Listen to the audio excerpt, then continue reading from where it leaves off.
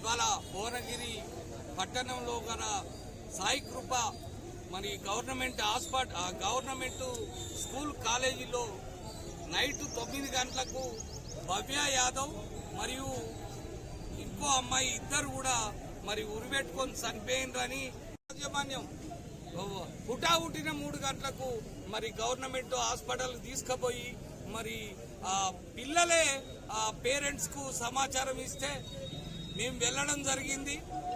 అక్కడ అనుమానాస్పదం పిల్లల మృతి మాత్రం వారు ఏదన్నా చూడకూడదని చూస్తే వాళ్ళను ఉరిపెట్టి చంపిన్లా ఏందనేది భవ్యశ్రీను ఇంకో అమ్మాయి వాస్తవంగా ముగ్గురిట్లా ఒక అమ్మాయి సీరియస్ ఉంటే ఆ అమ్మాయిని వాళ్ళ ఊరికి తరలించినాం.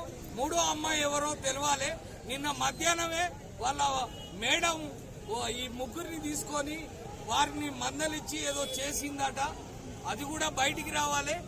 దీన్ని ఒక చెట్టంత పిల్లలను ఇవాళ తల్లిదండ్రులు ఓడగొట్టుకున్నారు.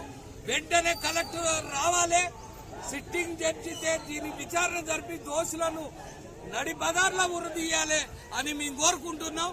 మన బాధిత కుటుంబాలకు ఒక్కొక్కరి ₹1 కోటి చొప్పున ఎక్స్గ్రేషియా ఇవ్వాలి. ఇక్కడ కలెక్టర్ వచ్చేంత వరకు మేము ఇక్కడి నుంచి కదలాం. నా పేరు మేకల్ రాములు యాదవ్, నేను జాతీయ యాదవ్ హక్కుల పోరాట సమితి జాతీయ అధ్యక్షుడిని. ఎస్పీ గారు ఇవ్వలే, ఎవరు ఇవ్వలే, ఎమ్మెల్యే కూడా రాలే. ఇది దుర్మార్గం. మమ్మల్ని అరెస్ట్ చేయండి.